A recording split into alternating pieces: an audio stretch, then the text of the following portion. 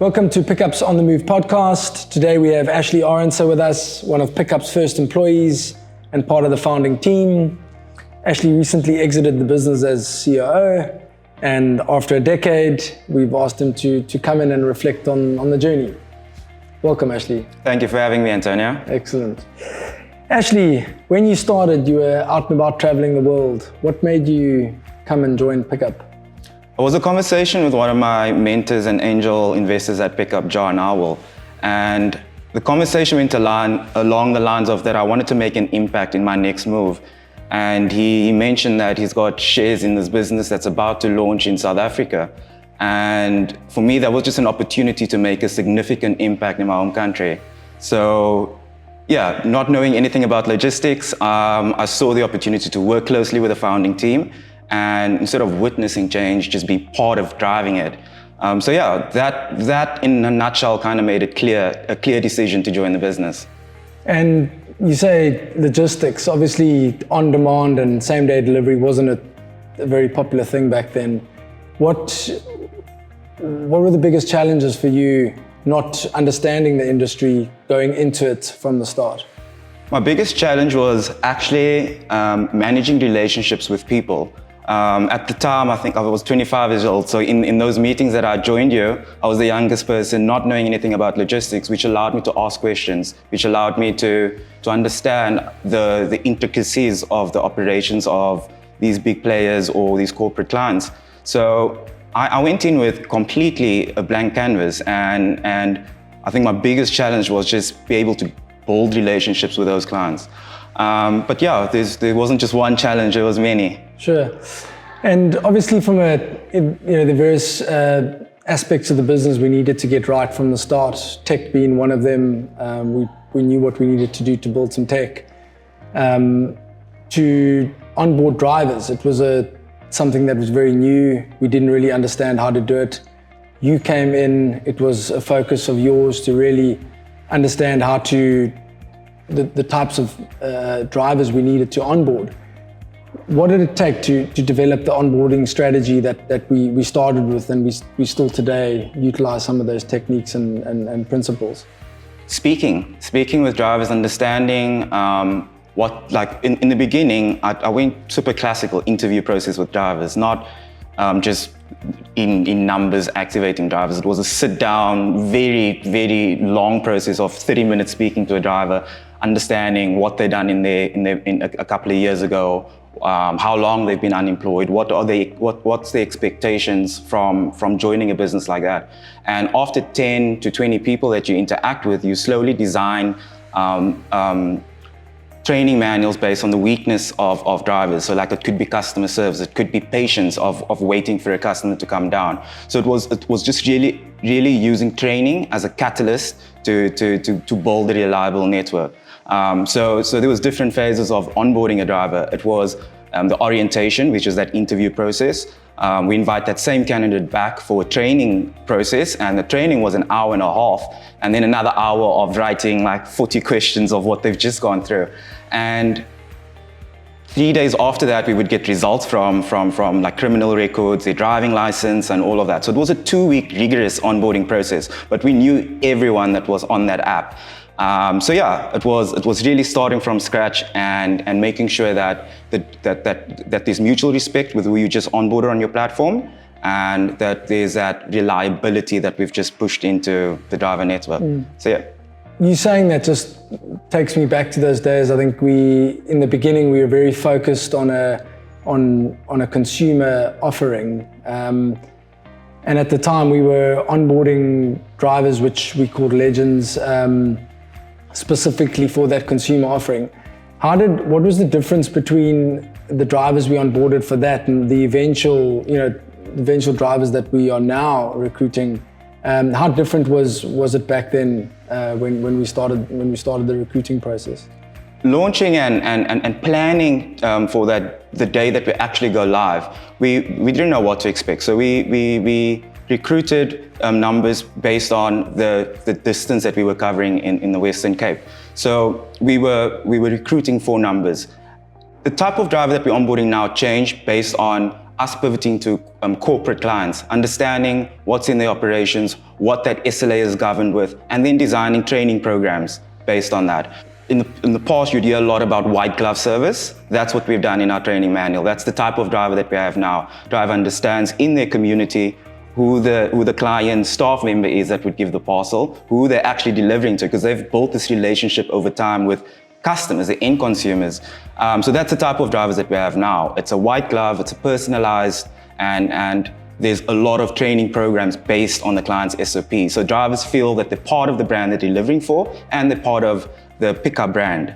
So that's the change that we've had since in the last 10 years. Yeah, and I suppose back then we were, if I remember, the types of drivers that were signing up, had students, we had moms and pops coming in to earn some extra bucks. You know, Uber was going, and people were just coming up to sign up to earn 500, 600, 800, 1,000 rand a week. We were happy with that. It was a driver coming on board the platform. But when we pivoted and we moved towards more of a business offering, that changed. What did we need more from the drivers other than the moms and pops signing up? Obviously, reliability was one thing. What are the other factors that we needed out of drivers back at the time? Each driver has a type of profile on our platform and why they're on our platform. When we moved into our corporate clients, the type of driver that we needed to recruit was a driver that needed consistent income. They needed to know that they are working Monday to Friday, and at the end of the month, they will earn X amount. So drivers that would plan their days, drivers that want consistent income. They were not going to sit around in Woodstock and then drive to Bellville for the next trip. They knew exactly, come Monday morning, this is what time I have to be at the store, and this is how long it would take. So it was more type of driver that wanted consistency. Where on demand, you have a driver that is proper gig economy driver. That driver will, if the heat map shows that you need to be in Canal Walk, you'll go to Canal Walk. If the heat map shows you need to be in Claremont, you'd go to Claremont. And that's the hustling guy. That guy works hard. He works for some reasons and some purpose. Moms and pops, 2 o'clock, they're their own boss. They take off, they go fetch the kids, and then they sign up in the evening again. So there's always a different type of driver on the platform, and they've got a different reason for why they're there. Luckily for us, we would be able to match up the right client in the right area with that particular driver. In the early days, when we started, we had high expectations of doing lots and lots of deliveries every single day. I think on the first day we launched, we only did 3 deliveries, as opposed to like 300, which we eventually did only 3 years later. What were some of the biggest challenges you felt we as a company overcame during that time to get to that point? Is to redefine our strategy. And we got that through feedback from our clients at the time and from our drivers. And it was a focus on what is the current problems that businesses are facing, and can we build solutions for that? So in that 3 years, before we started getting deliveries into our platform, it was really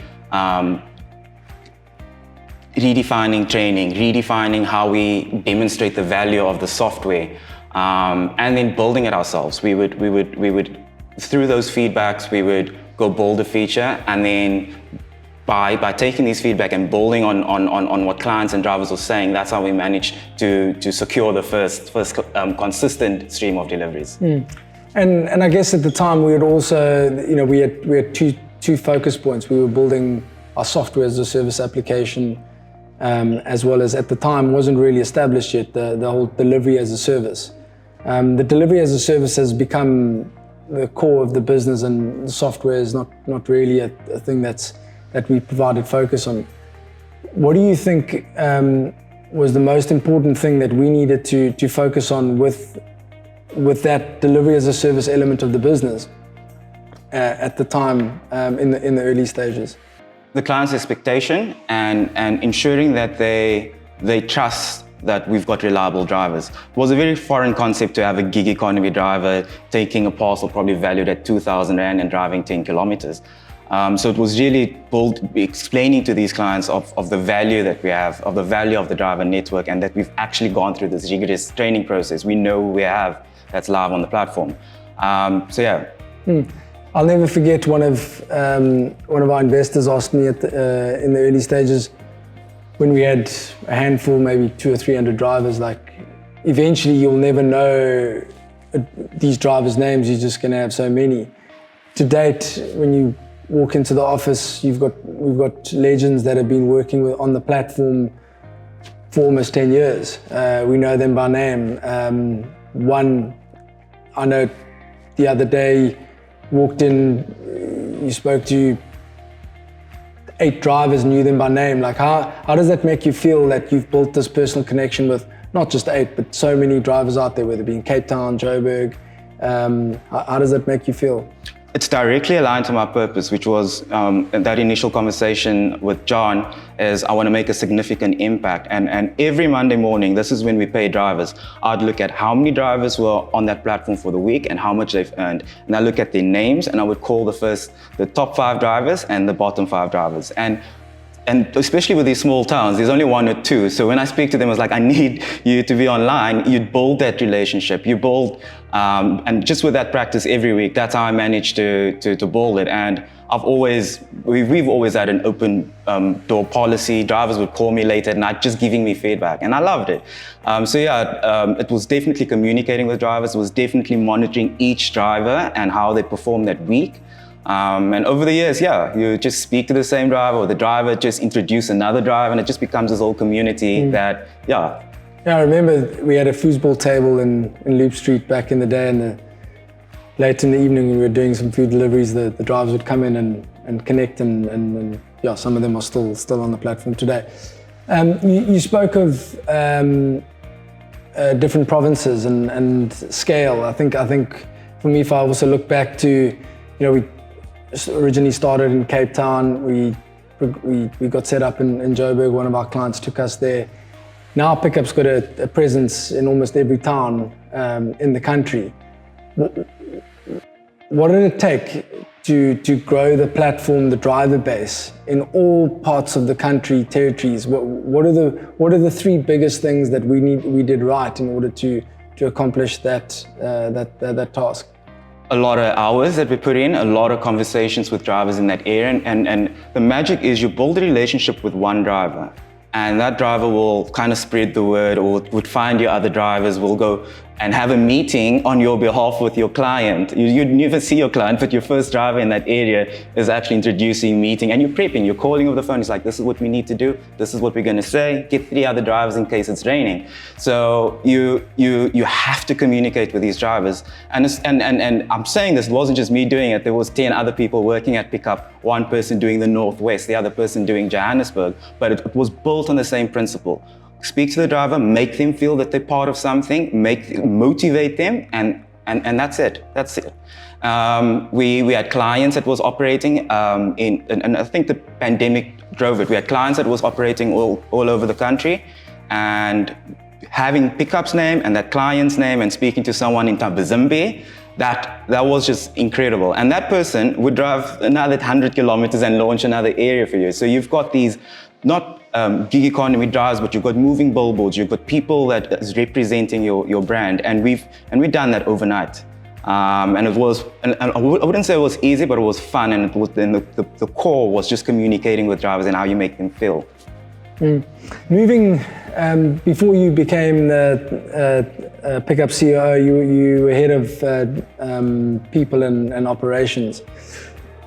One of the questions and one of the things that I've asked other guests on the show is just around sort of culture.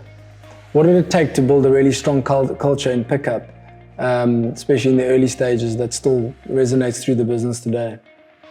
Is as a leader to show a little bit of vulnerability, because you have your staff trusting you, and then when you expose, like, this is what I would like for the business, this is what I would like for the drivers, this is what I would like for the team. And that's how the culture starts forming, because everyone kind of has the same vision. My vision, your vision, and the vision of the employees when it comes to Picup is all the same.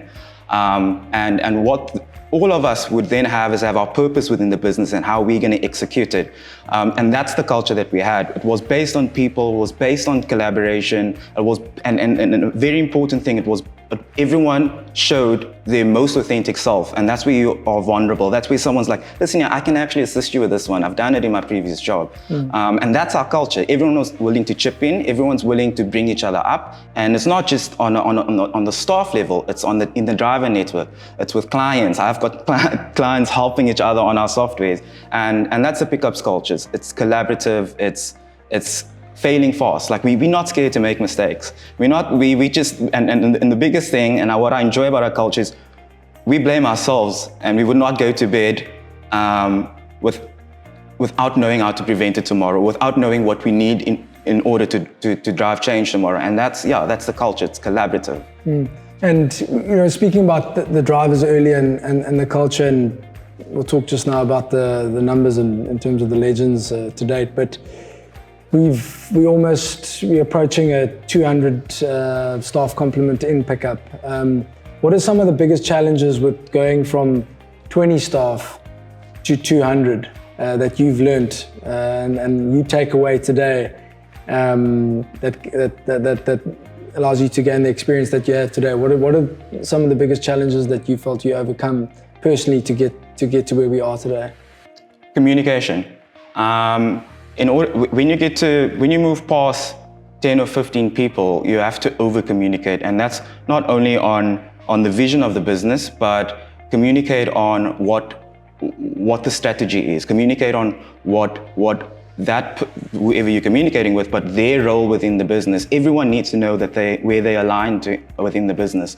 And having the right people in the right roles, because with 15, 20 or 50 people, I can be that guy. However, when it comes to 200 people, you need a leadership team, and they need to have middle managers that are influential with those teams. But again, another core thing is that culture, is the communication and that purpose. And so definitely moving past the 100 number, you can't do it on your own. You need to have people executing the vision, understanding, and that again comes down to communication. I think you said it there, the word vision. I think that's also, we're always very clear about sort of the vision and where Picup was going, and any person that joined the company as a staff member jumped on that vision, we were aligned with them, we knew what we were doing.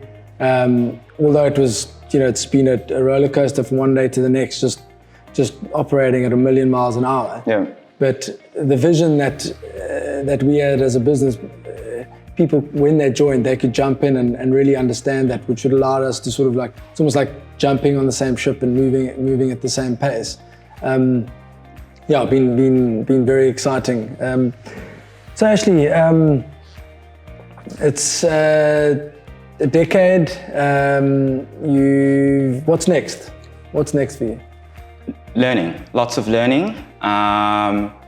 Going into different territories, learning and understanding what challenges businesses have with either in the gig economy, in the AI space, and in taking the business from 0 to 1. So definitely moving into a new territory, especially in Eastern Europe or South America, is where I'm currently focusing on.